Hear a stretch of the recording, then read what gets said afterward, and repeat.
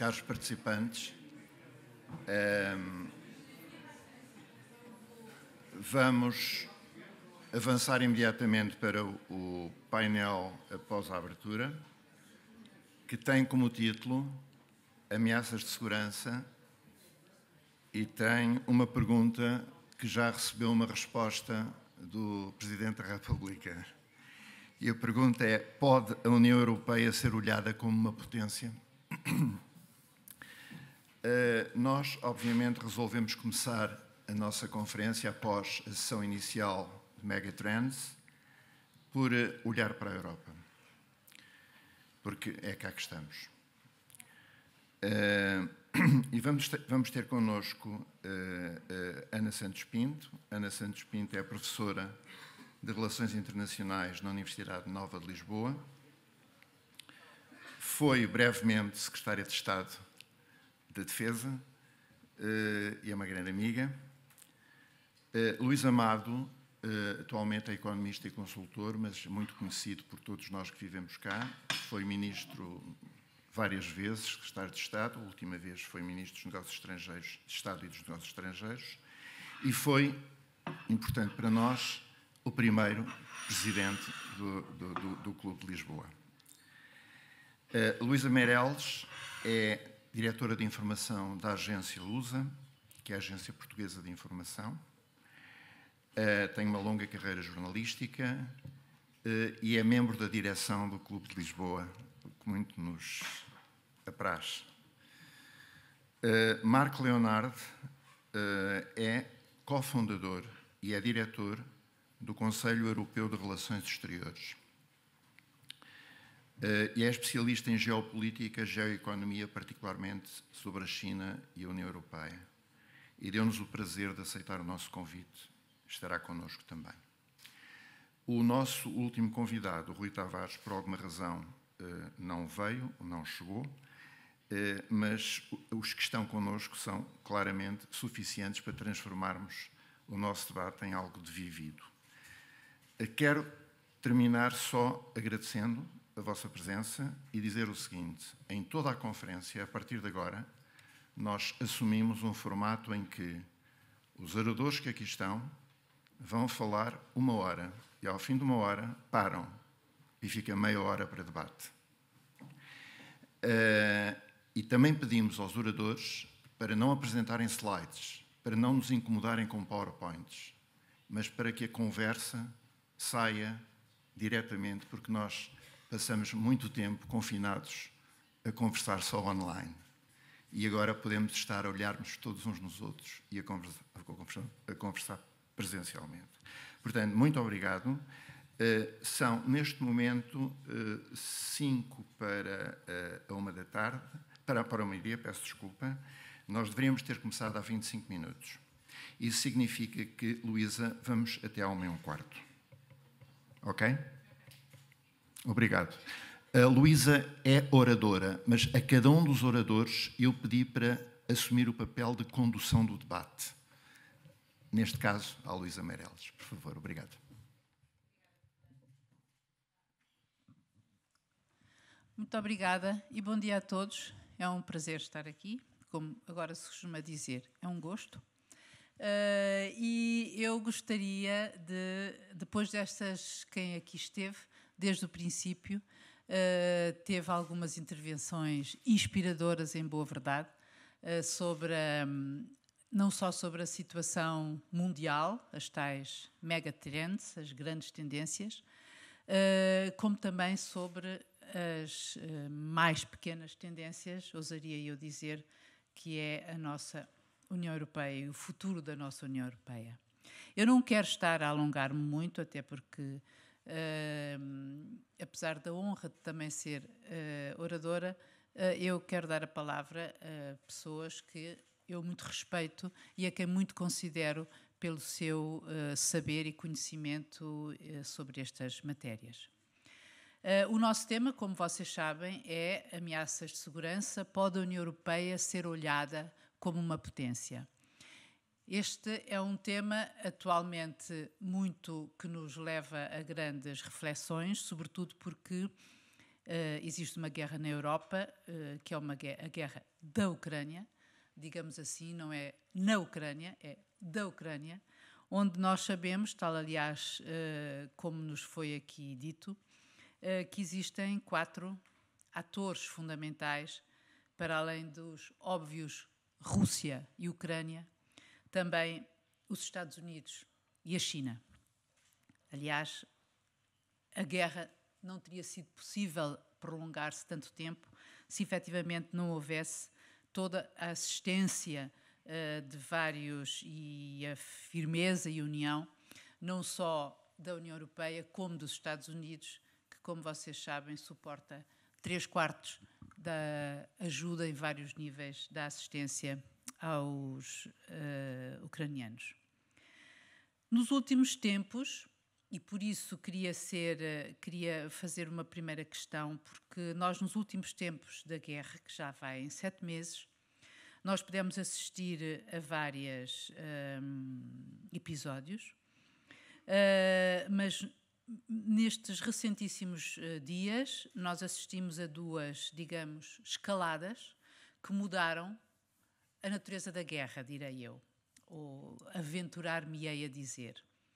Uma que tem a ver com a realização dos referendos, e eu digo não apenas porque, enfim, se do ponto de vista do direito internacional eles valem pouco, até porque as pessoas não foram ao referendo, o referendo foi até elas, na medida em que eram as urnas que se deslocavam à casa das pessoas, para além de que nestes territórios anexados as pessoas a grande parte da população que era pró-ucraniana já tinha fugido ou estaria em vias disso. Portanto, o resultado não foi, digamos que inesperado, mas quando eu digo que muda a natureza é porque, enquanto até agora ou até essa altura havia uma operação militar especial, a partir da altura em que, sob este pretexto, a Rússia e Putin declara que aquelas 4 regiões são russas, existe uma guerra com a Rússia. Tanto aí que existe uma mobilização geral, enfim, parcial, quero eu dizer, que envolverá 300.000 reservistas ou combatentes. Depois, por outro lado, a resposta russa ao ataque à ponte que liga o território russo ao Crimeia, e eu não quero misturar a questão da Crimeia com as outras regiões anexadas agora, foi um ataque que também mudou o tipo de guerra, porque foi contra infraestruturas civis, não só alvos militares, que eventualmente, colateralmente, por alguma razão, atacaram e, como nós sabemos, mataram, sobretudo, civis, mas foram alvos de infraestruturas civis. E isso também muda a guerra, ou faz escalar a guerra, sendo certo que nós temos sempre em pano de fundo o temor da ameaça nuclear, que continua. E que Putin faz questão de dizer que não é um bluff. Posto isto, e no momento em que, neste mesmo dia em que hoje Putin se encontra com o presidente da Turquia, Erdogan, e onde eventualmente falarão de paz, em que se fala, como aqui falou o presidente, é preciso também dar lugar à diplomacia, só haverá lugar a uma nova ordem com mais diplomacia, que ainda ontem o presidente francês Macron, numa entrevista, falava que era preciso negociar e que negociar não é renunciar, como ele disse. Eu gostaria de saber, sim, não sei se existem chances para a paz neste momento, tenho grandes dúvidas, mas gostaria de perguntar à Ana, já agora, como vê, de que forma a guerra da Ucrânia Mudou a nossa segurança, obviamente, quer dizer, não é mudou a nossa segurança, é de que modo pôde ter mudado a maneira como a Europa hoje se posiciona no mundo, porque se ela está mais unida, diga aparentemente mais unida, existem narrativas até sobre o inimigo, digamos assim, sobre a Rússia completamente diferentes, a Europa antiga, digamos assim, da União Europeia e a nova Europa com outra, enfim, com narrativa tem a ver com herança cultural, histórica, tudo isso. O Ocidente tem mais a ver com, enfim, com pragmatismo e relacionamentos antigos. E, portanto, eu gostaria de perguntar, este balanço de 7 meses, o que é que isto fez? Se tornou mais longínquo ou mais próximo este objetivo de olhar a União Europeia como uma potência, quiçá global?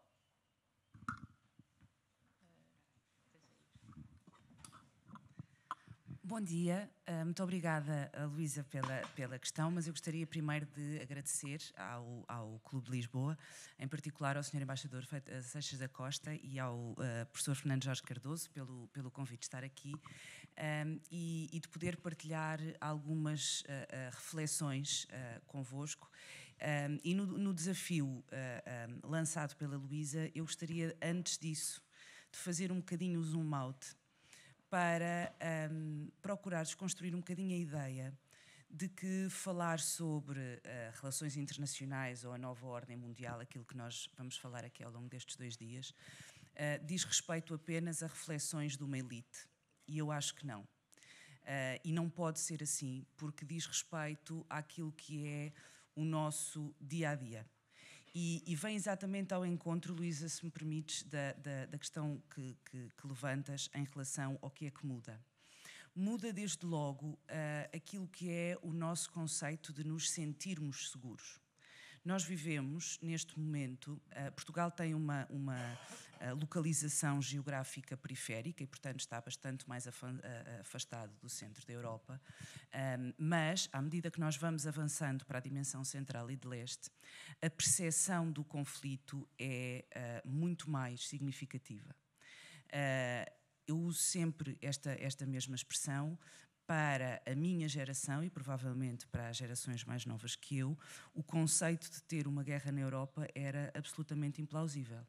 E, portanto, não é só a ideia de que há um conflito militar, são as consequências deste conflito militar. Nós podemos não querer chamar ou não querermos utilizar esta designação. Nós vivemos num contexto de economia de guerra.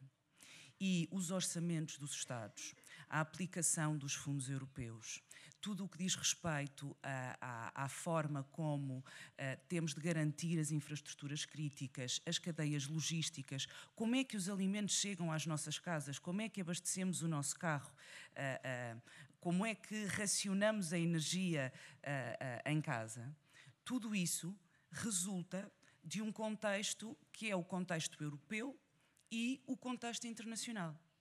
É certo que nós sentimos isto com particular destaque na Europa desde fevereiro, mas o resto do mundo sente isto nas mesmas circunstâncias há muito mais tempo, fruto de outros conflitos. Aquilo que acontece é que, e o que é que muda com a guerra da Ucrânia, é a compreensão por parte de uma sociedade que eu vou sintetizar como uma sociedade, mas são várias, europeia, que o seu modelo de qualidade de vida e bem-estar está absolutamente colocado em causa por um conflito nas suas fronteiras e para o qual, eu não vou dizer que foi surpreendido, mas tem alguma incapacidade de agilizar os instrumentos de resposta com a eficácia que gostaria. E à pergunta, pode a União Europeia ser olhada como uma potência ou não? Eu gostaria de referir apenas 2 ideias nesta dimensão inicial. A primeira, uma potência depende, também no sentido daquilo que dizia há pouco o Sr. Presidente da República, uma potência depende, em primeiro lugar, das suas capacidades internas, da forma como se vê a si mesma e como desenvolve essas capacidades internas. E não são só capacidades económicas, são também, naturalmente, as capacidades militares, mas é também, por exemplo, a dimensão de coesão social. é a componente de gestão política das diferenças, é a gestão da ideia da desinformação e a forma como alimenta ou não a polarização política e gere os movimentos extremos, é a forma como usa a tecnologia, como se prepara para a utilização desta tecnologia no futuro, e o futuro não são 5 anos. Nós estamos a falar da inteligência artificial, da utilização de reconhecimento facial, da utilização de dados biométricos, tudo isto apenas se falarmos na dimensão interna. E, portanto, os desafios da União Europeia colocam-se, em primeiro lugar, nesta consensualização interna. Porque, e esta é a minha segunda questão, uma potência, para ser potência regional ou global, tem de ser reconhecida. Tem que ser reconhecida internamente e tem de ser reconhecida externamente.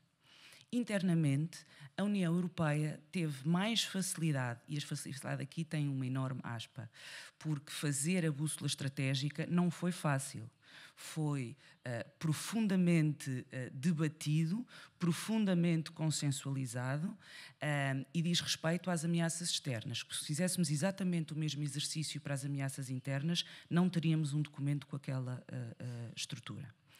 E, portanto, este reconhecimento por parte de todos aqueles que nos envolvem, eu tenho dúvidas que a União Europeia seja reconhecida como uma potência. Porque se nós sairmos das nossas fronteiras, conta a Alemanha, conta a França, conta o Reino Unido, que está fora da União Europeia, conta cada um dos Estados. É isso que é reconhecido. E a União Europeia continua a ser algo muito difícil de entender, porque não existe uma outra organização com o mesmo tipo de capacidade. E, portanto, este reconhecimento é económico e comercial? Claro que sim. Mas uma potência é muito mais do que isso. E tem de querer ser mais do que isso. E eu não sei se a União Europeia quer. E com isto termino. Porque ser uma potência não implica só capacidade. Implica responsabilidade e implica vontade de agir em função dessa responsabilidade. E eu não sei se a União Europeia e os seus Estados-membros têm. Muito obrigada, Ana. Eu gostaria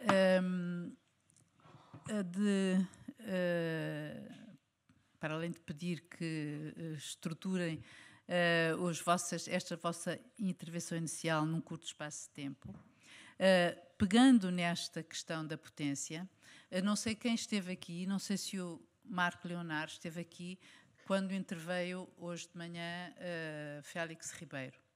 A propósito da potência europeia, ele disse que falta-lhe, para ser uma potência global, falta-lhe o germe ou o gene do poder e da competição de poder. Que foi uma coisa que durante nos últimos 60 anos a União Europeia se entreteve, digamos assim, exatamente a retirar dos Estados, das nações para a União Europeia, para construir a União Europeia. E agora não se sabe, para ser uma potência global, não sabe o que fazer a esse gene, ou onde pôr esse gene da competição pelo poder. Tendo em vista isto, e para não perder de vista também a ligação da intervenção da Ana, Marc, eu pedia-lhe que fizesse a sua, enfim, tendo em conta se podia desenvolver um pouco o seu raciocínio nesta primeira fase, em no mais curto espaço de tempo, porque teremos tempo para conversar durante 1 hora.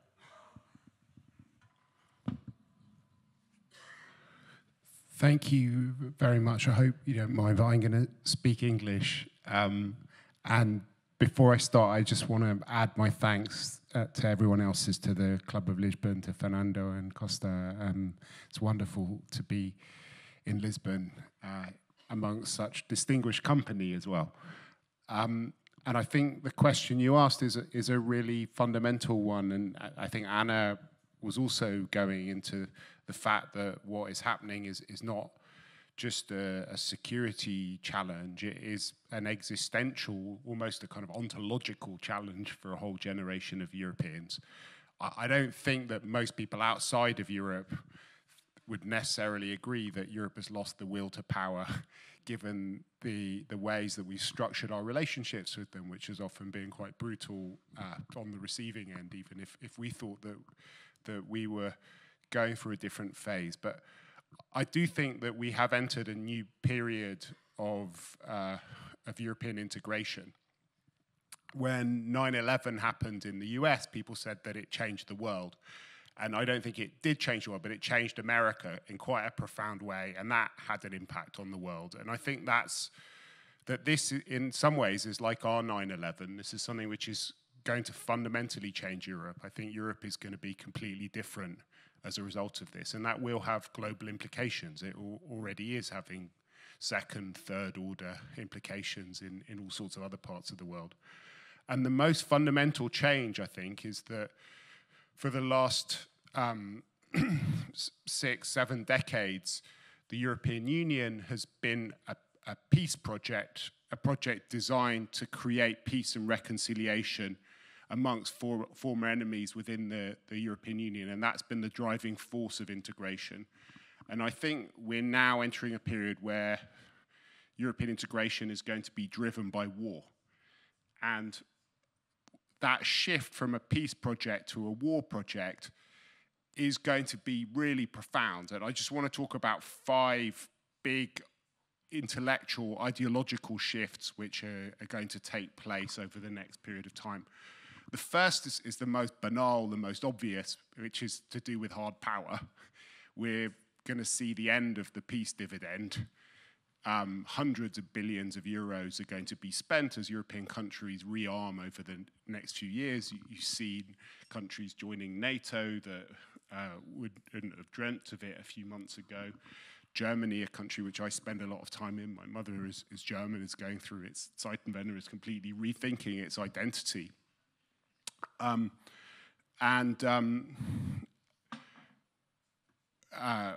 That is going to have quite big implications for the way that many countries operate them. But I think that's less significant than some of the other changes. The second big change, I think, is around the idea of interdependence. So the whole idea of the European Union was based on this notion that you could turn enemies into friends by creating deep ties between them. And that's why the European project starts with the coal and the steel industries, which were used to create heavy weapons, which countries used to fight one another.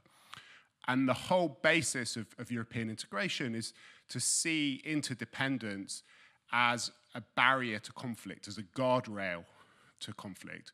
And what we're now seeing is that interdependence is a vulnerability, a massive vulnerability.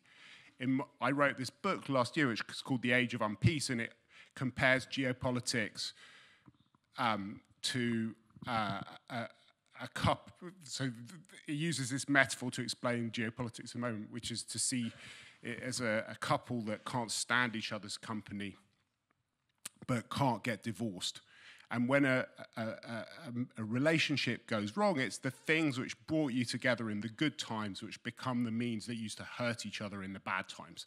So when a marriage goes wrong, it's who gets the holiday home, who gets the pet, but above all, it's the children who are used as pawns in this horrible game between people who are splitting up. What's happening at a global level is that globalization is being turned into a weapon. So it's not the kids and the holiday home, but it's our supply chains, it's our energy, it's the internet, it's migration. Every single tie that binds us together with others is being rethought as a tool of power, which you can use to manipulate, to put your interests first, to hurt other people. And in Ukraine, you see Putin using energy and refugees. We're using sanctions, technology, other kinds of things like that. But it's a fundamental psychological challenge for us to see interdependence as something which is a source of and it means that we're not just using our economy as a weapon, but as Anna was saying, we also have a war economy now. We're talking about rationing, about independence, about friendshoring, all sorts of things which are not to do with the normal kind of Adam Smith-based rules of economic activity. The third big change, I think, is to the concept of sovereignty. For the first few decades of the EU, the goal with sovereignty, the problem of sovereignty, was how to tame it. Sovereignty almost turned our continent into a graveyard. So the question was, how do you actually go about pooling it? How do you go about transcending it? And what happened in Ukraine has had the opposite effect. We were already more interested in borders after 2015 than we had been before, but now it shows the kind of fundamental importance of borders and of sovereignty, and puts a lot of our evolving thinking about sovereignty into a state of crisis. In the late 90s, Europeans were very involved in these moves to think about humanitarian intervention, the responsibility to protect. I think because they thought that they would probably be the only countries that might want to transcend Westphalian norms and intervene in other countries. And it's a shock when these very concepts are taken and thrown back in our face by the Russians in ways which I don't think are remotely comparable, but the language and the ways of thinking about sovereignty are. So I think that's quite a profound change for us as well. I think the fourth area, which is related to that, is about the kind of universalism of the European project. I wrote a book back in 2005 called Why Europe Will Run the 21st Century, which I think sort of captured this notion that something very special has been developed in this continent and that other people are trying to join it, and the EU's been enlarging and spreading in different ways. And that was, I think, a product of this sort of idea that the European norms would be universalized. And I think what we're going to enter now is a period where we're much more conscious that most people in most countries don't want to go down the European route. And we have to start becoming more curious about what their aspirations are, what their models are for human progress, and start thinking about a more plural world order. And the collision between these different notions of order and these different ordering projects are going to be very complicated, not just in geopolitical terms, but when it comes to thinking about how data works, how all sorts of issues are kind of arranged. And the final one, and I'll end with that, is I think to do with the notion of order itself. I think that Europeans have been clinging to a kind of post-war, a post-Cold War idea of an orderly world that kind of works together. And what I think we're seeing now is that the kind of norm is not going to be some sort of orderly, institutionalized structure between different countries, but what we're going to see is increasingly what I call an age of unpeace, where the boundaries between peace and war have been eroded, and that you have a sort of permanent struggle which goes on between different countries, which actually perverts a lot of these rules and these institutions. And that is going to mean huge amounts of chaos, and I think is going to mean that the whole idea of order and disorder and security is going to be rethought, and we're going to have a different set of priorities when it comes to making ourselves resilient against these different things. But certainly in the European continent, it's going to be a totally different security order, and that's already starting with these debates about the European political community, about enlargement, about NATO, and I think that it's going to be quite confusing because we'll use the same institutions and the same words to mean completely different things. So maybe I'll just end with the example of enlargement, which in my book in 2005 was this sort of transformative project where we would kind of gradually spread osmotically the kind of Jean Monnet ethos around the world as more and more countries voluntarily absorbed the 80,000 pages of the Acquis Communautaire and turned themselves into perfect EU member states. Whereas now enlargement is much more about consolidating spheres of influence. If Serbia has got large quantities of lithium, you want to make sure that it's in our camp rather than in the Chinese camp in a kind of more polarized world. And that is a very different way of thinking about what enlargement means. It's not a kind of transformative political project. And that will create some complications. If your goal is a sphere of influence, you definitely want Poland to be right at the heart of the EU. You want it to be one of the most important countries. If your goal was this more kind of post-national normative idea of rule of law, etc., then Poland, with its current government, is a more problematic kind of member, and it shows some of these tensions which are going to emerge as the EU changes. And I think will mean that you'll probably have a much more complicated security order with kind of wider institutions like the European political community, which are more about spheres of influence, and maybe a kind of smaller and a tighter European Union that's more centered around these different values. Anyway, sorry, I spoke for quite a long time, but I think what it shows is how complicated this is going to be for us Europeans. And these sorts of debates are also going to be quite bemusing for many other people around the world who are suffering a lot of the sort of negative second, third order effects of our war, in food crises, in energy crises, as we come to terms with something which is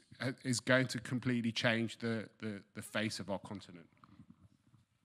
Muito obrigada. Thank you, Mark. Dr. Luís Amado, o senhor que teve uma longa experiência nos palcos internacionais, direi eu, nomeadamente porque na outra grande crise europeia, que foi a crise financeira, estava no poder, era ministro.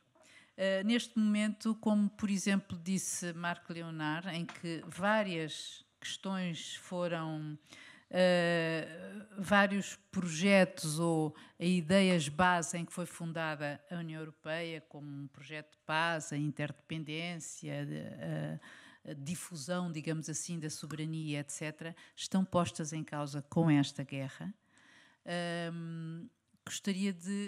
Gostaríamos de ouvir a sua opinião sobre se efetivamente isto vai mudar para sempre a face da Europa e vamos entrar em que nova fase, se é possível descortinar neste mundo de incerteza, como é que vê o futuro da Europa como global, regional, soft, hard? Muito obrigado. Em primeiro lugar, também agradecer ao Francisco, ao Fernando, pelo trabalho que têm desenvolvido na organização destas conferências e não só. Muita atividade tenho visto da parte do Clube de Lisboa, que é seguida com crescente atenção por parte de muitas das pessoas que seguem a atividade do clube. Eu não vejo, para ser franco e direto, não vejo a Europa como uma potência. Eu olho para as potências europeias e pergunto qual é a maior potência europeia. São os Estados Unidos. A grande potência europeia são os Estados Unidos. Eu acho que se há coisa que esta crise revelou, de uma maneira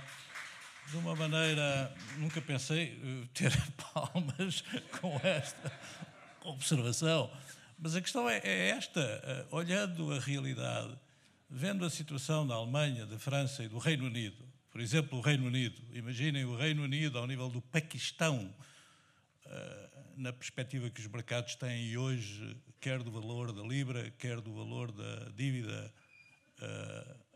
britânica. A libra é a quinta moeda de reserva mundial. Bom, abram os jornais hoje e vejam o que se está a passar no Reino Unido e vejam o que aí vem relativamente ao impacto de uma crise da libra. Portanto, eu vejo com muita dificuldade um cenário otimista relativamente à capacidade da União Europeia se organizar, se ordenar, de modo a poder reagir à situação internacional que aí está.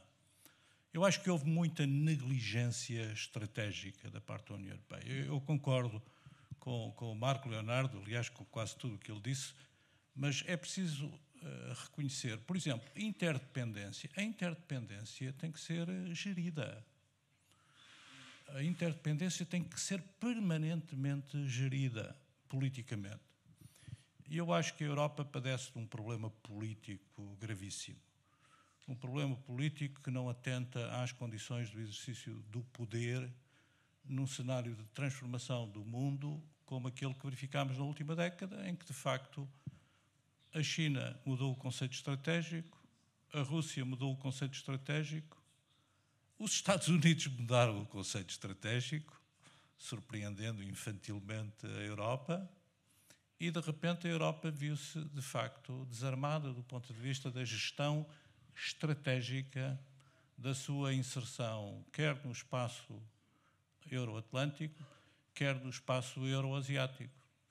Portanto, o que estamos a viver é o resultado de uma enorme negligência estratégica, resultante de uma falência do político e uma subordinação do político a um ativismo político e mediático constante que é condição para qualquer ator político democrático na Europa sobreviver à próxima eleição. E por isso há, de facto, no pensamento político e na ação política europeia, esse constrangimento, que é um constrangimento que decorre da circunstância do político ter que fazer compromissos cotidianamente com o editorialista, com o comentador de serviço, com o jornalista. Essa capitulação da política, do meu ponto de vista, tem em grande parte a responsabilidade por muitas das situações que a Europa vive. E eu acho que essa situação política é talvez o problema mais grave com que a Europa se confronta. E porquê? Porque deixou negligência estratégica, falta de atenção às dinâmicas da realidade em transformação, em particular no interior do seu próprio espaço, mas em particular também na sua periferia, perdeu a capacidade de antecipar, de prevenir e de gerir posteriormente as crises de natureza geopolítica. E nós o que temos é uma crise geopolítica gravíssima. Uma crise geopolítica não se resolve politicamente. Não há nenhum político que seja capaz de resolver uma crise geopolítica. A crise geopolítica, tenho dito, sublinho e repito, uma crise geopolítica é um terremoto. Não há forma de impedir que esse terremoto, as forças que se desenvolvem, que se desencadeiam em profundidade e que provocam o impacto que nós vemos à superfície, não há forma da ação política o poder resolver. Portanto, a primeira responsabilidade de um político, na minha opinião, é prevenir uma crise geopolítica, evitar uma crise geopolítica, porque quando a crise geopolítica irrompe, nós já só vamos tratar dos estragos. Nós já não orientamos a dinâmica de transformação que a crise provoca. Nós só temos que gerir os estragos. E por isso é que, do meu ponto de vista, uma enorme negligência do ponto de vista da gestão geopolítica, precisamente porque a Europa continuou business as usual, muito agarrada a uma certa hubris, até diria intelectual, para provocar o Marc Leonard, algum do otimismo. Eu li o livro dele, a que ele fez referência, mas houve falta de atenção em relação à transformação que ocorria à volta da Europa. A Rússia está no conceito estratégico militar de 2008. Putin foi à Conferência de Segurança de Munique e disse ao que vinha. Passado meses, invadiu a Geórgia. O conceito estratégico militar da Rússia foi mexido várias vezes. Ninguém deu atenção ao que se estava a passar no conceito estratégico militar da Rússia.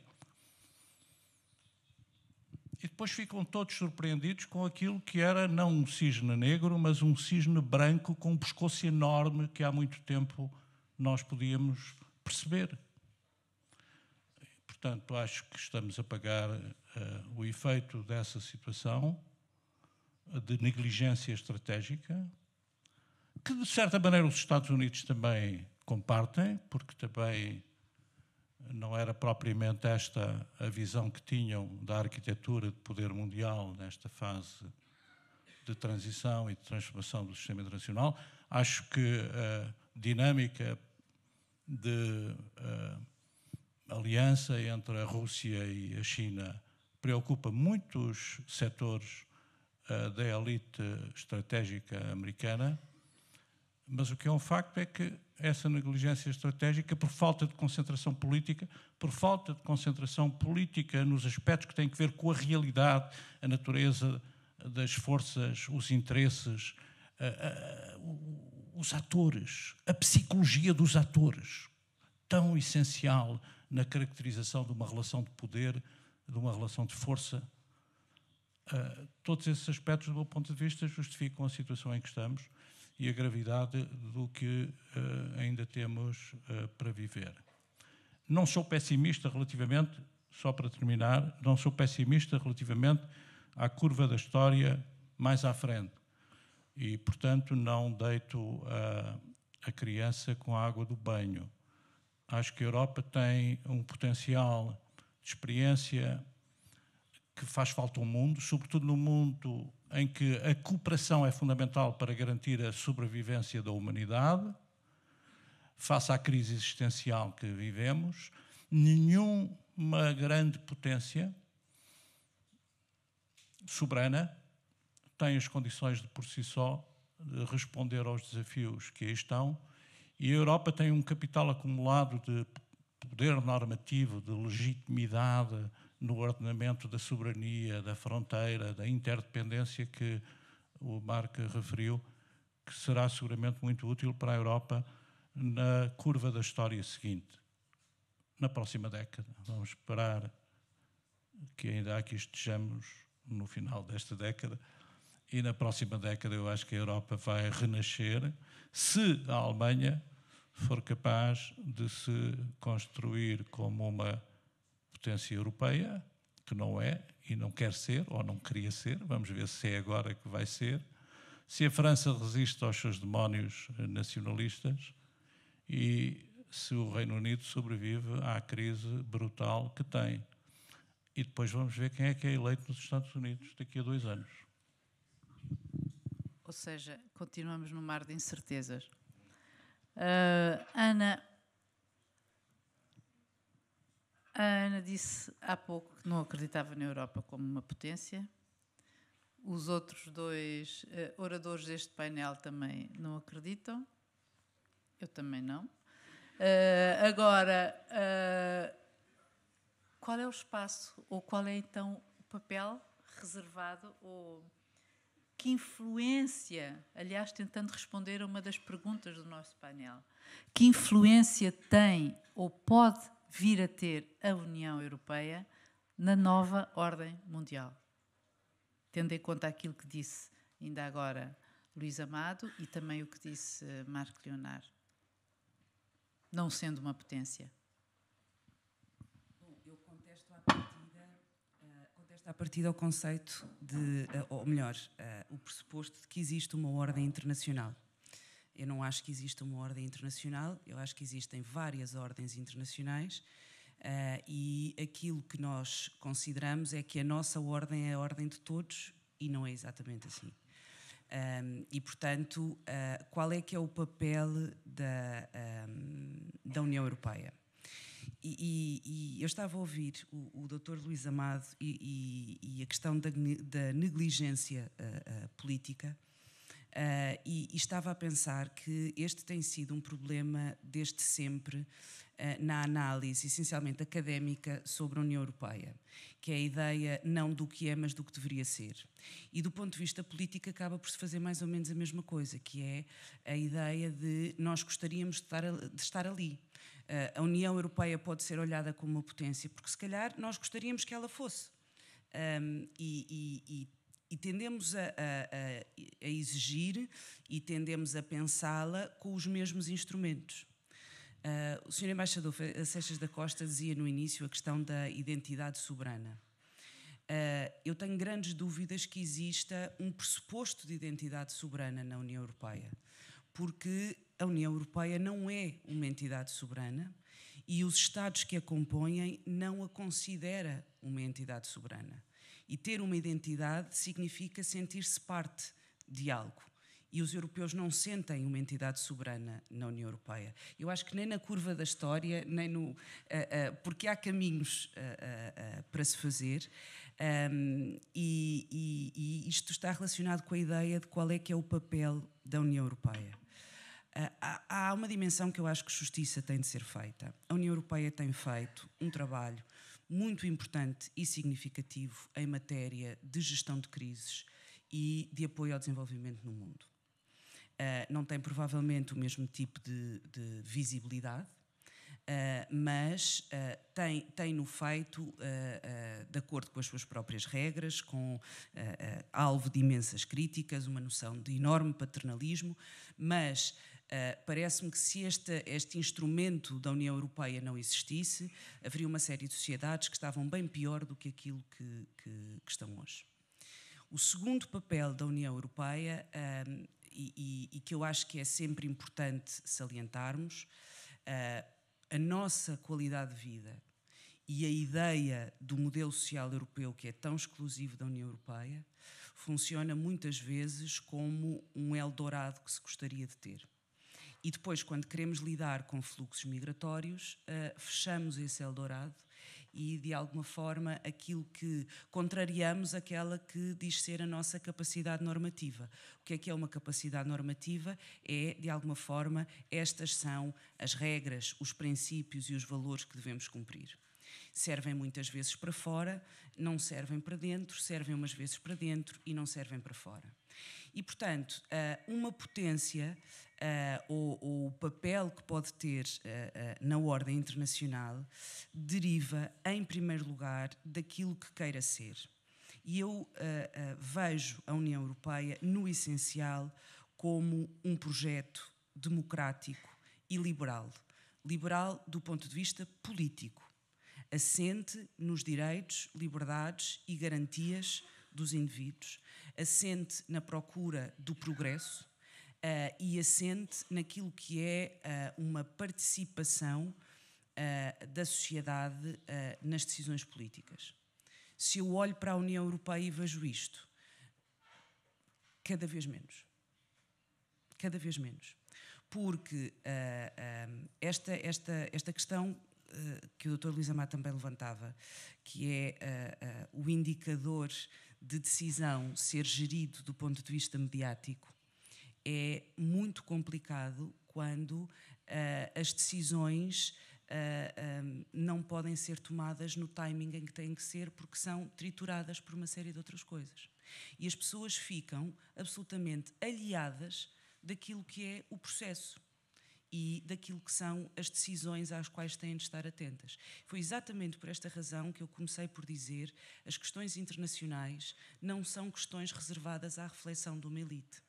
São questões que dizem respeito ao nosso dia-a-dia e que, enquanto cidadãos responsáveis, devemos estar atentos a essas decisões e às consequências dessas decisões. E a forma como nós temos uma tensão permanente na União Europeia entre aquilo que são as representações dos Estados e aquilo que são as instituições. E os cidadãos estão muito mais atentos, naturalmente numa razão de cultura política, àquilo que se passa dentro dos Estados do que esta tensão entre os Estados e as instituições, que depois têm, naturalmente, uma consequência naquilo que é o processo de decisão. O papel da União Europeia é, desde logo, gerir-se e servir aquilo que são os interesses, as necessidades e as expectativas dos seus cidadãos e daquelas que aspiram ao modelo europeu enquanto uma forma de vida. E esse é o papel na ordem internacional. Os nossos princípios e valores não são nem têm de ser universais. Agora, nós não podemos ser absolutamente incoerentes na forma como exportamos, como condicionamos e, ao mesmo tempo, como respeitamos ou desrespeitamos esses valores de acordo com determinados contextos.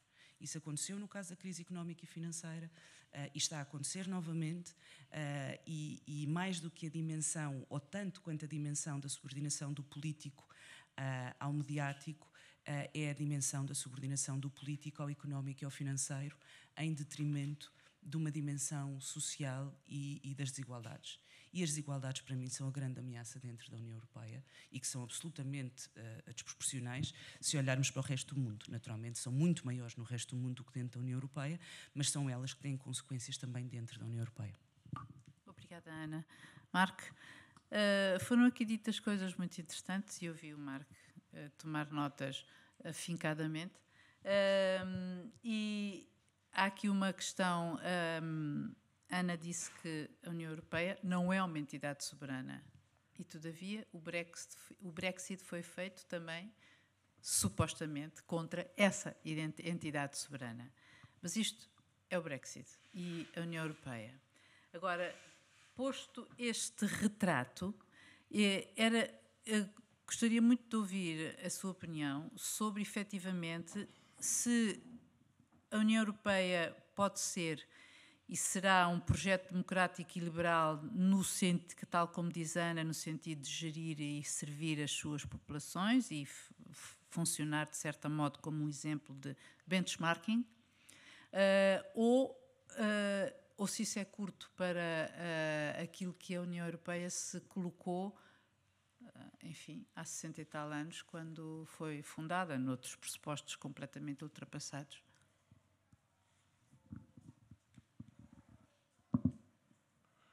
Thank you very much. I mean, I think I maybe slightly dissent from the idea that Europe is not a power, because I think power is something which is structural, and it's one of my friends defines power as the ability to turn your problems into the problems of other people, and in some ways, you know, the kind of ultimate quote which explains that is that the famous American quote about it's our currency but your problem. And if you look at what's happened with the war in Ukraine at the moment, we decided to turn a military war into an economic war, and we have created or co-created enormous problems for large numbers of the global population, as in our response to Putin's aggression. I think it was the right thing to do. I think we could have created even more problems if we declared war on Russia and gone straight into a nuclear escalation. But we have a huge amount of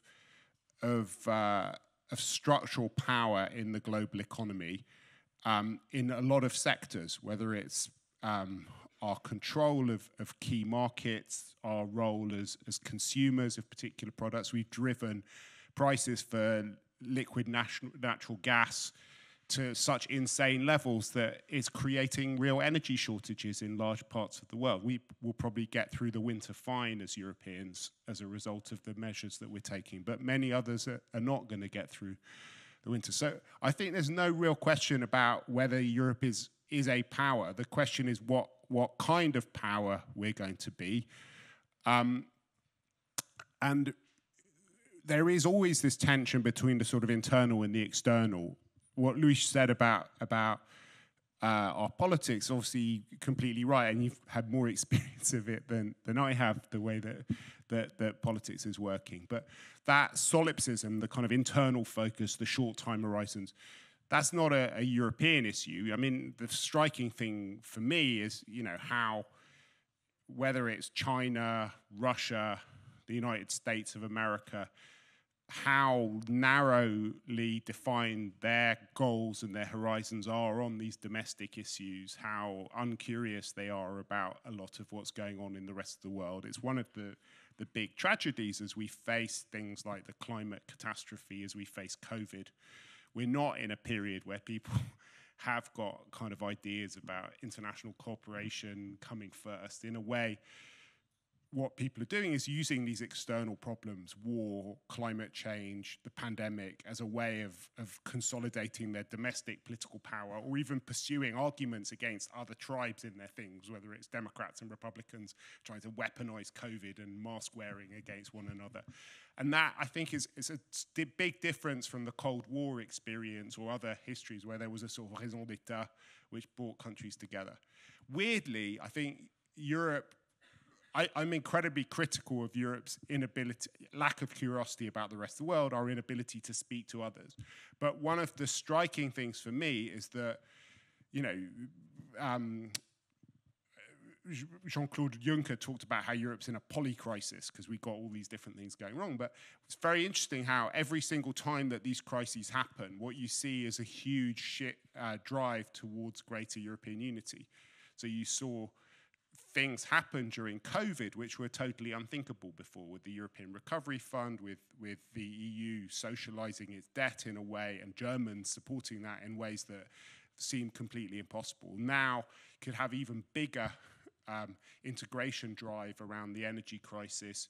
You know, the EU literally buying weapons for other countries is completely unthinkable a few months ago.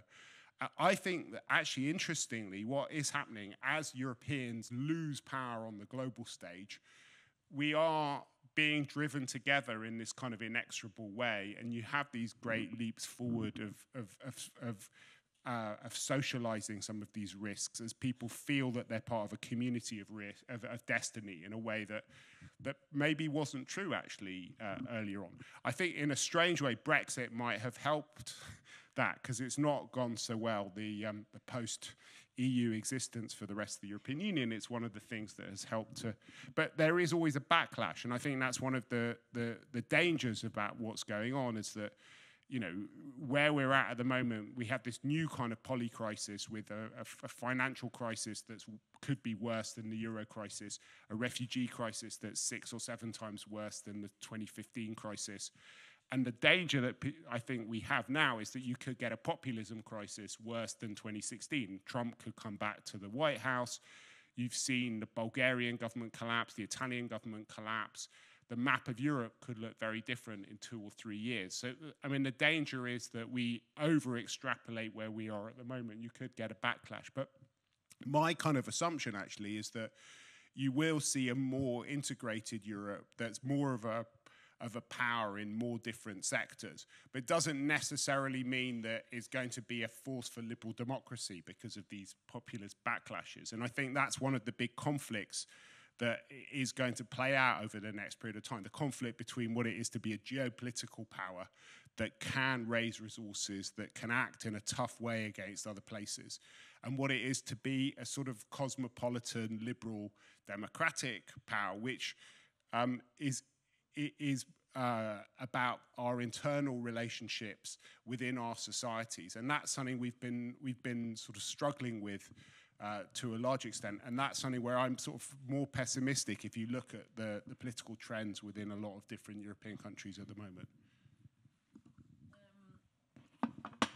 Dr. Luís Amado, precisamente, deixou-nos na sua primeira parte da sua intervenção com uma sensação bastante pessimista, não é? De que a nossa tarefa hoje é assim um pouco como enterrar os mortos e cuidar dos vivos, não é? E cuidar dos vivos, porque a política hoje só pode, neste momento, cuidar dos estragos, visto que existe a tal crise geopolítica, terremoto. Mas, pegando até nas intervenções do Marc e da Ana, qual é que acha que neste momento na União Europeia, entre as muitas coisas que poderá mudar ou que vir a mudar dentro do seu seio, não é? Até através dos populismos e das mudanças de poder, e hoje a extrema-direita está no poder ou no poder ou dentro do poder, digamos, coligada em pelo menos 7 países da União Europeia, há uma coisa que ela não consegue mudar, é que a Rússia continua aqui, quer dizer, ao lado da União Europeia, e até noutros tempos se quis também, se tem o seu lado euroasiático, o seu lado euro, na parte de grande país que é continental. Por isso queria perguntar-lhe como é que vê este papel, se não se pode mudar a geografia e se a União Europeia tem efetivamente que se recompor, que se, através das suas diferentes crises e no mundo de megatendências, qual é efetivamente o seu papel hoje, ou no futuro, como aliás nos disse, que não é pessimista, que acha que na curva da história pode haver outro lugar para a União Europeia, digamos assim? Vamos ver. Eu acho, sinceramente, que nós temos que dar muita atenção às dinâmicas que envolvem a realidade. E eu acho que no projeto europeu há muitas vezes um desequilíbrio entre o que queremos fazer da Europa, a utopia europeia, de que falava o Eduardo Lourenço muito, e um grande amigo desta casa, a última utopia do século XX. Mas muitas vezes há esse desequilíbrio entre o que nós gostaríamos que a Europa fosse e o que a Europa é.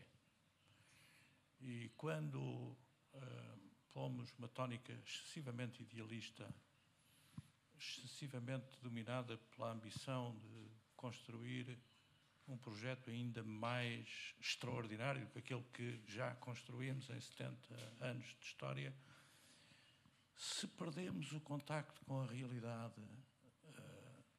temos problemas.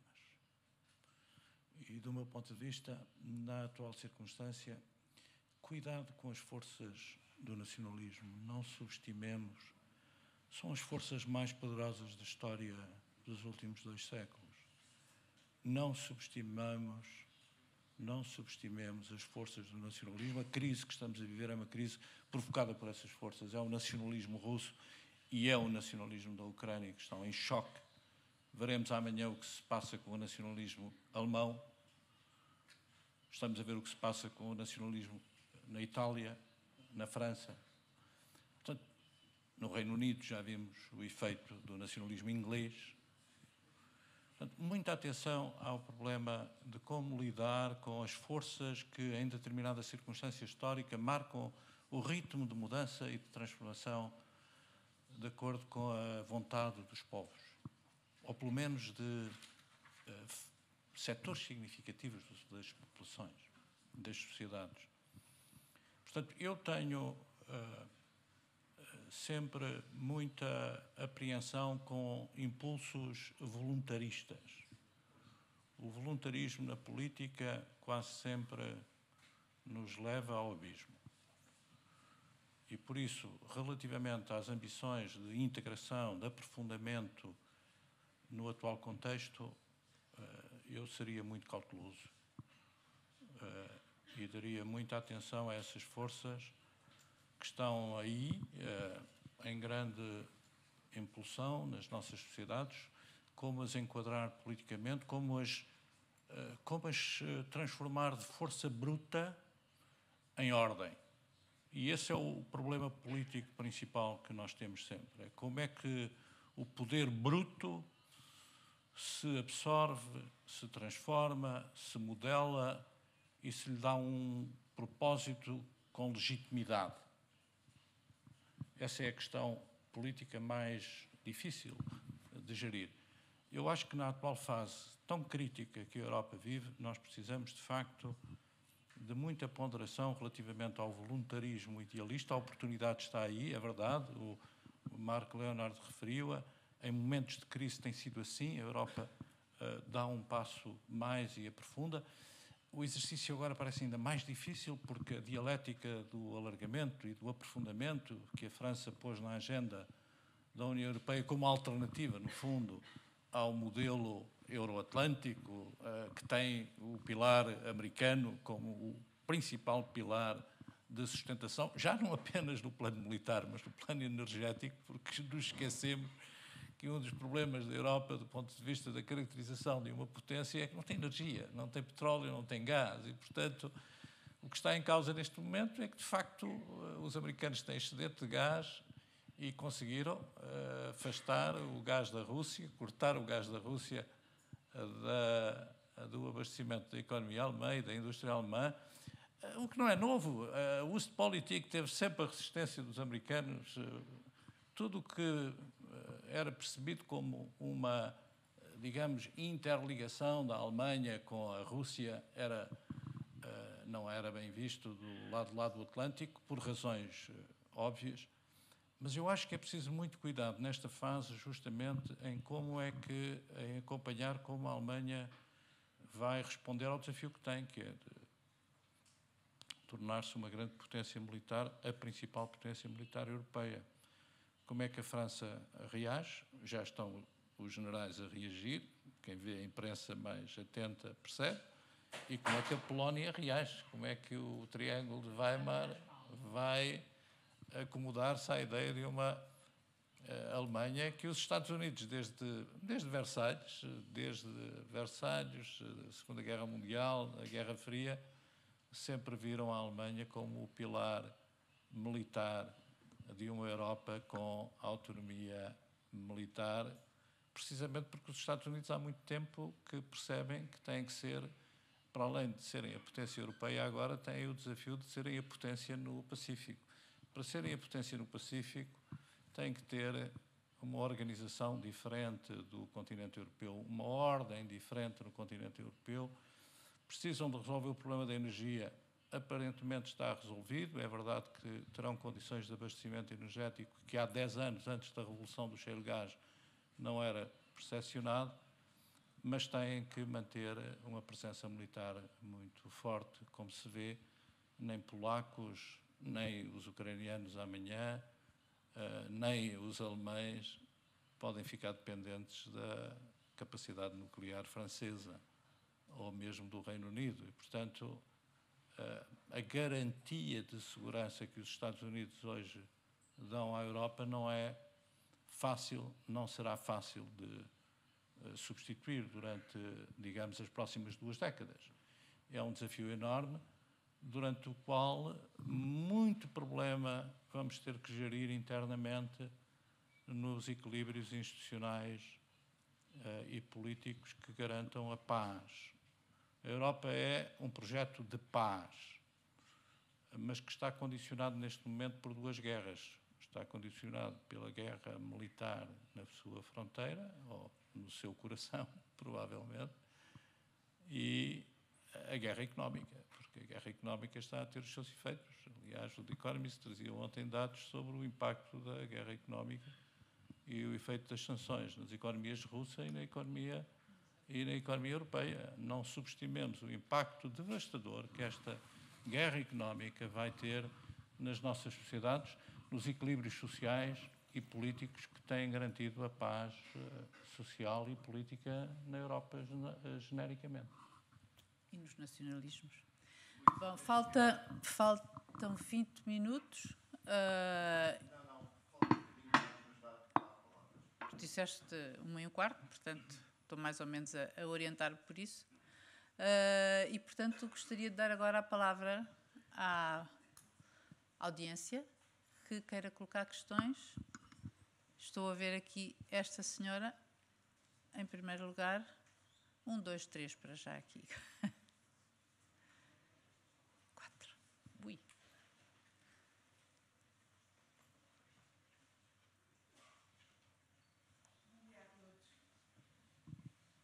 Isto não está... está. Bom dia. Eu tinha várias perguntas, mas vou escolher só uma para dar oportunidade às outras pessoas. E gostava de perguntar ao Luís Amado se acredita que o ressurgimento de vários exemplos nacionalistas na Europa é consequência desses países não sentirem a União Europeia com a capacidade política para defender a população dos países que a compõem. A tal negligência política estratégica que referiu. Muito obrigada. Quer responder já? No fundo, eu creio que já tinha dado a indicação de como vejo esse problema. Eu acho que houve algum descuido na forma como algumas situações na Europa em que o fenómeno populista e nacionalista foi despoletado, na sequência, sobretudo, da crise financeira, foi gerido pelas instâncias políticas europeias. Mas creio que esse problema, se continuar a existir, no atual contexto, tem que ser gerido de uma forma completamente diferente. Eu acho que há consciência da gravidade da situação que a Europa vive internamente, que não exija da parte dos responsáveis políticos uma abordagem completamente diferente. Veja-se o caso de Itália. Não? O caso de Itália vai ser tratado de forma muito diferente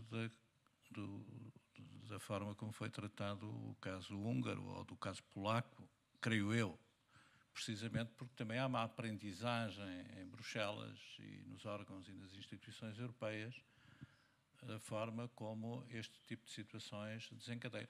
A questão do poder é a questão da legitimidade.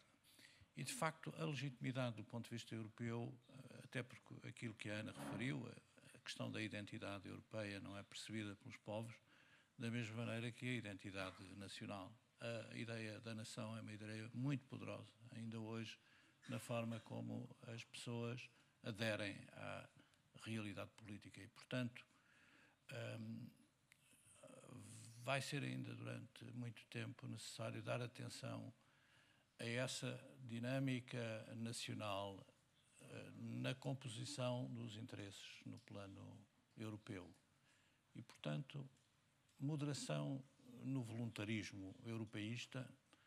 Em momentos de crise como este, há oportunidades para dar um salto, mas há também oportunidades para estragar muito, se de facto os passos não forem dados de forma calibrada. Muito obrigada. Em seguida, é o senhor que estava...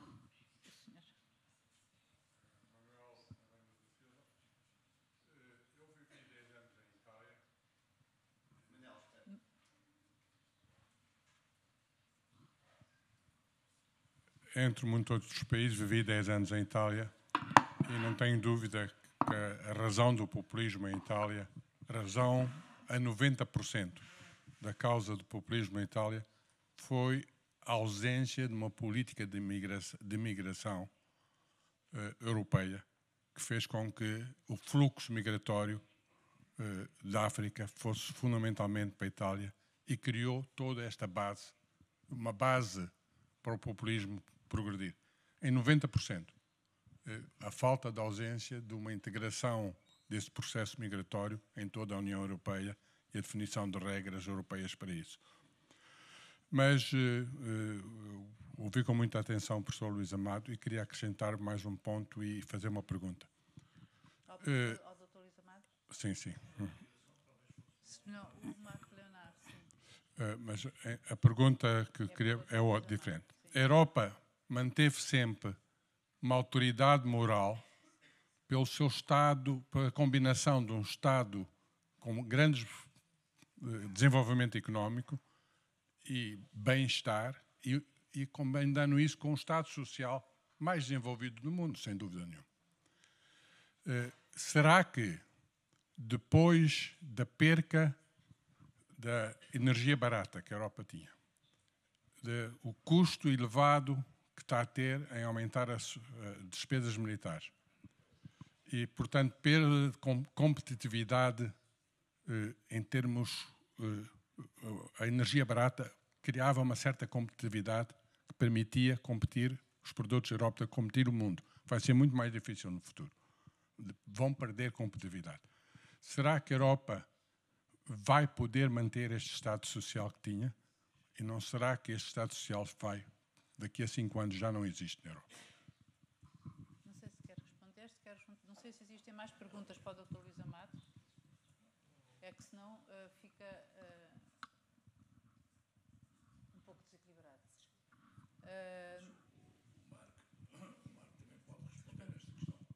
Peço desculpa, eu fazia já a pergunta também, se puder. É para o Dr. Luís Amado? Sim.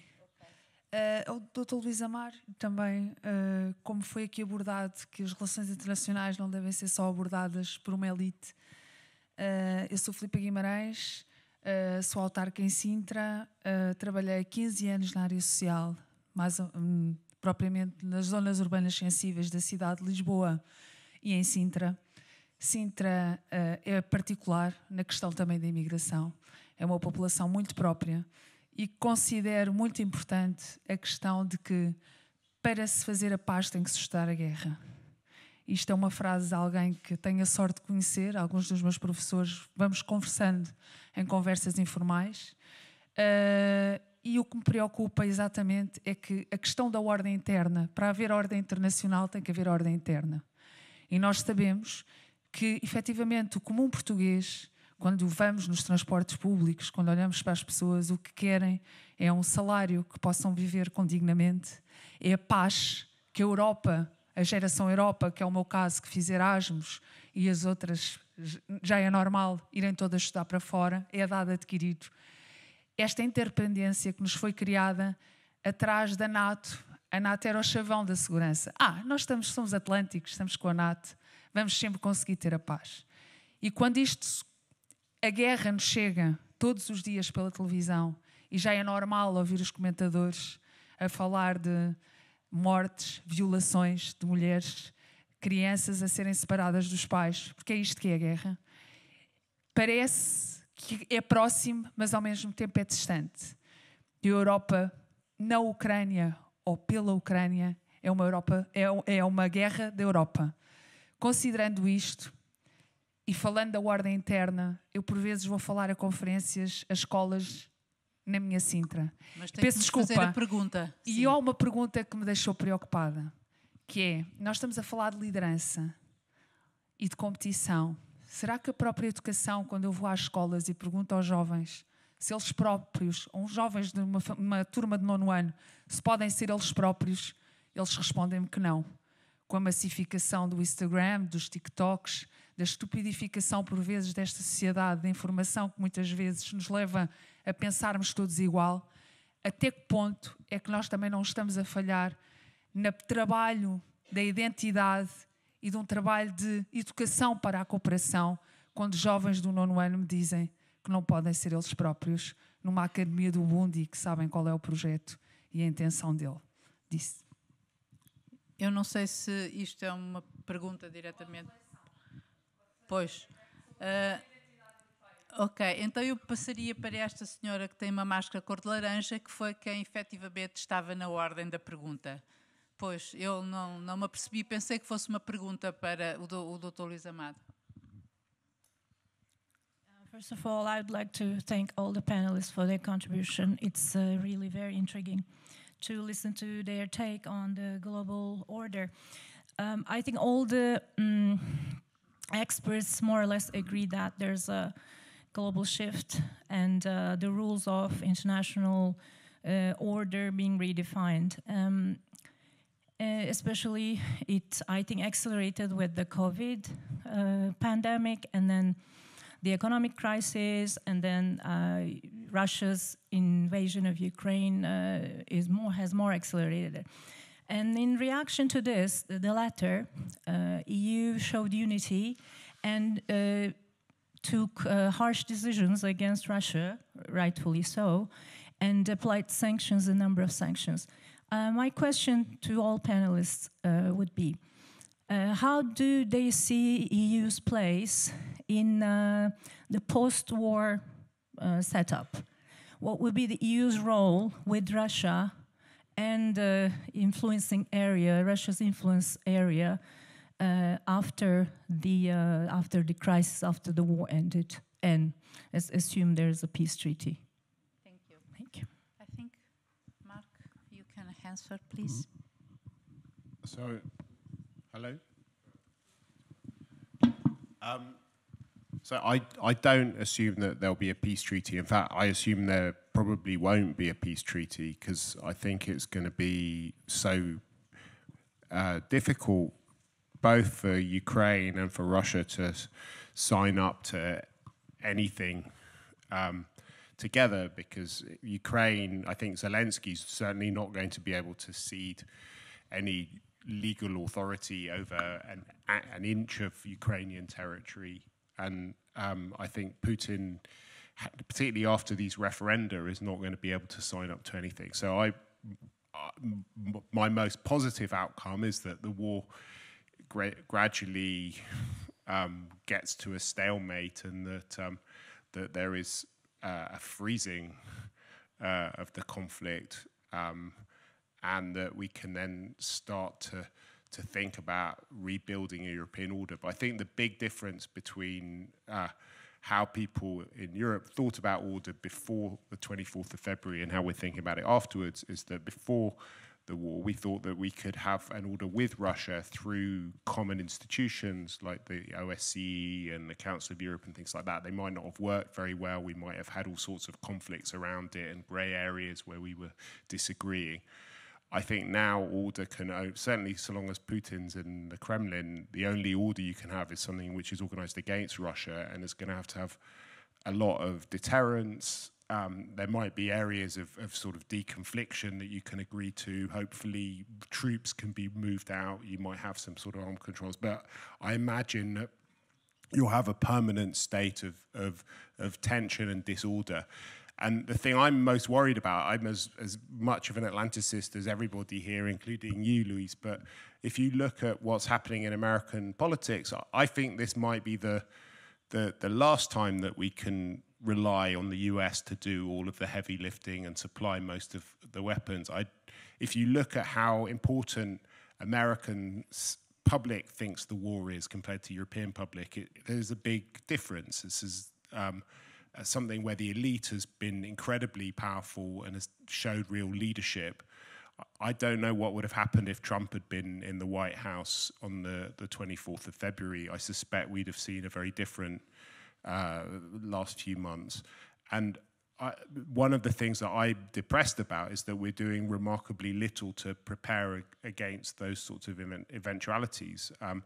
And in fact, ironically, the best way to keep the US engaged in Europe is for us to be a bit more serious about our own security and to show that we're willing to do more and to take more responsibility.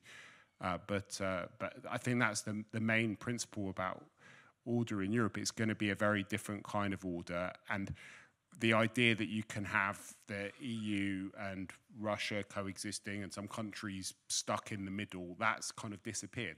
That's what Sweden and Finland and Moldova and other countries are telling us. They don't want to be in that kind of sandwich position anymore. Ana, eu acho que não temos mais tempo para pergunta nenhuma, mas eu gostaria que a Ana também acrescentasse o seu ponto de vista a esta questão, nomeadamente que foi colocada por esta senhora sobre o futuro da nossa vizinhança próxima. Eu, tal como o Marco, eu não acho que vai existir um contexto de paz institucionalizada. Acho que, pelo menos, não é antecipável nesta altura, e os termos do papel da União Europeia dependerão muito da forma como a solidificação do que aconteça com o conflito vai determinar.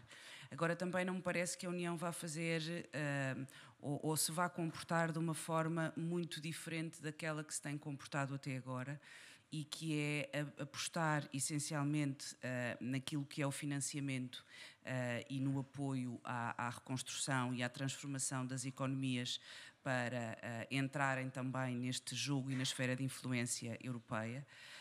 Mais do que a institucionalização do alargamento, eu acho que o alargamento de facto vai ser uma forma de consolidar esta esfera de influência.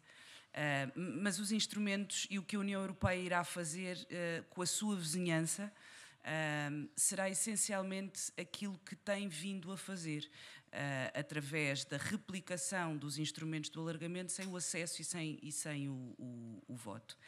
Mas eu não gostaria de terminar a minha reflexão neste painel sem provocar aquilo que foi uma expressão do Dr. Luís Amado, de os Estados Unidos serem a única potência europeia, grande potência europeia, sim, e também pegando naquilo que disse o Marco, que é desabituemo-nos, porque os Estados Unidos não são uma potência europeia e estão cada vez menos uma potência europeia, e depois nós vamos ficar sem potência e sem grande potência.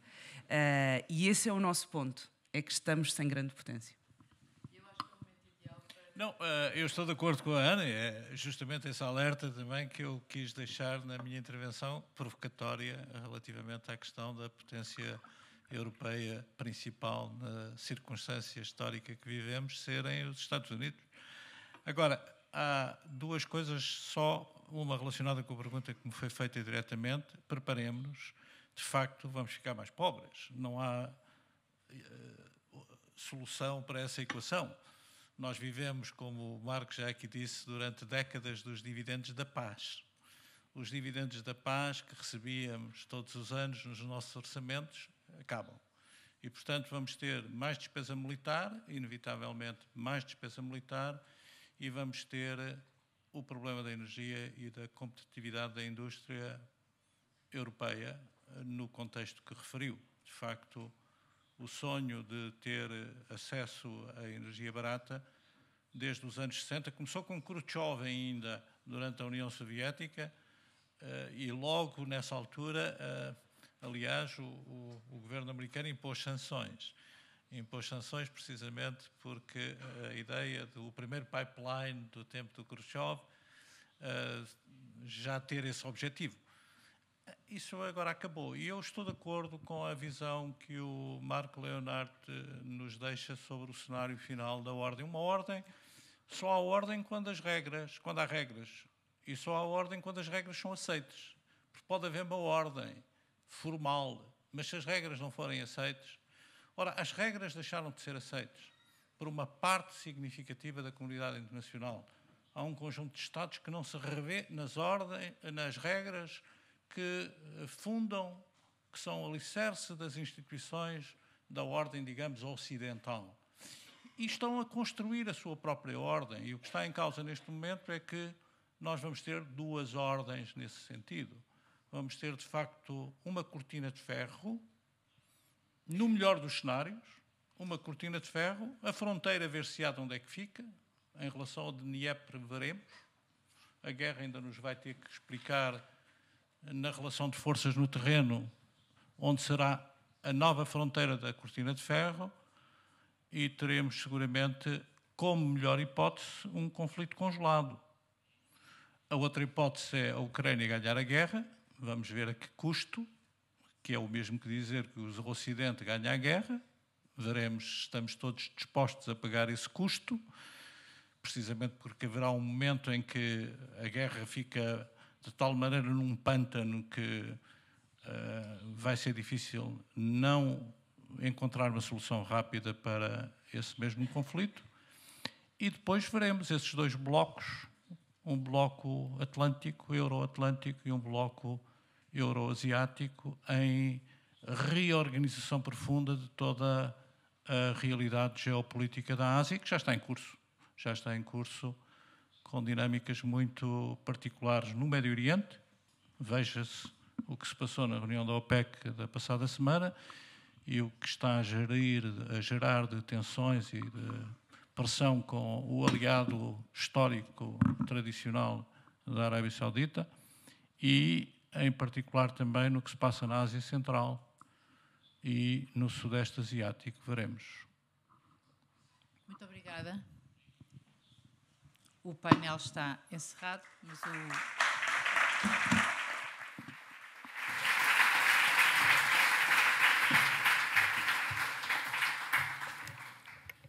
Só um minuto, por favor. Muito obrigado a todos os oradores por esta intervenção. Obrigado à assistência. Nós vamos fazer agora uma pausa, mas duas questões só. Primeiro, agradecia a quem tenha os auriculares para deixarem no secretariado e depois retomarem-nos quando voltarem à tarde. Número 2, pedia a todos os oradores, participantes da conferência e aos membros dos órgãos sociais do clube para ficarem mais um minuto comigo, por favor. Muito obrigado, até logo.